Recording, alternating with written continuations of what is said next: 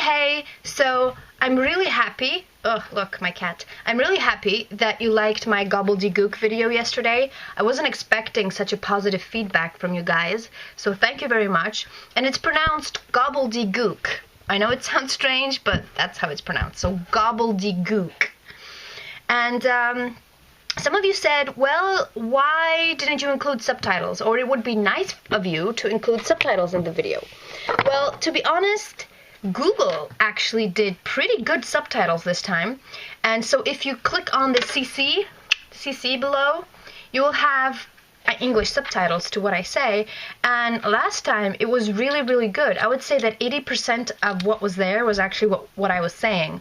So I think it may be working. And I wouldn't want to do subtitles to every Gobbledygook video because then, well, I would probably spend more time on that than on any other video that I have ever done. So let's check if Google Translate can still, you know, keep up with me. And if it doesn't, then we're gonna think about what to do next. So today I would like to talk about exploitation. How is it in life that if you're good at something, people want to use your skill and use it over and over and over again? But if it turns out that you screwed up and what you've done is actually not worthwhile, then they leave you alone. I think it's a bit of a paradox because you are supposed to do something. You have a job, or in case if you're a student, you have a job to do in school. And then if people discover that you're good at something else, then they would like you to keep doing it and keep helping them. And for me, it's a bit of exploitation because there's a difference between helping somebody once or twice than helping somebody all the time, doing that same thing over and over and over again, especially if it's not in your job description, right? But then again, if you say no, so if somebody asks you to do something and you say no, then you come out as this mean and terrible person that will never help anybody. So how is it that once you're good at something, people just keep on coming and you just keep on getting more and more stuff to do and more responsibilities, and it turns out that you have less and less free time for your own stuff?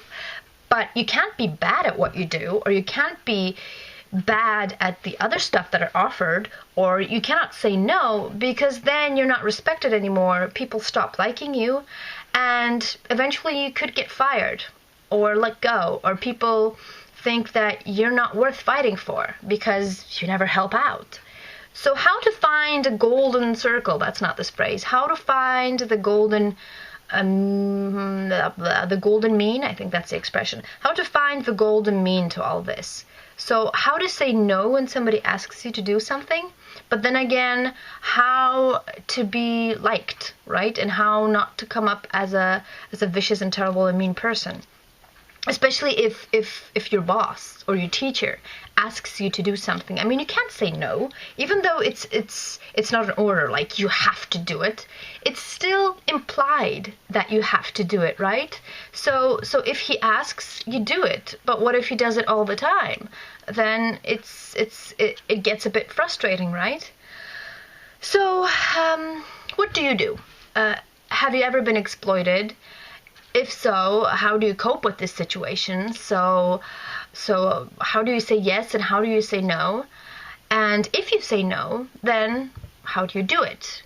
Because I think it's very important to know when to say no so that people don't exploit you too much, but then again, they still respect you and like you and want you to be around.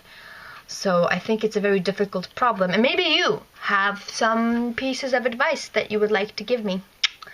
And of course, again, maybe you're the guy or girl that exploits others.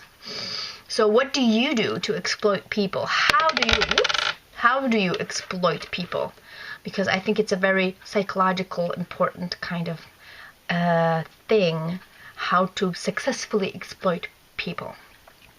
Well, anyway, I've been probably talking for a long time. So this was Gobbledygook number 2 about exploitation. Please leave your comments below, or even video responses. If you want to treat this as some sort of an English lesson, then it would be great if you actually did a video response and opened your mouth and spoke something in English, because nobody's going to judge you and you may just get encouraged by other people. So, okay, that's all that I have to say today. And what? See you next time. Bye!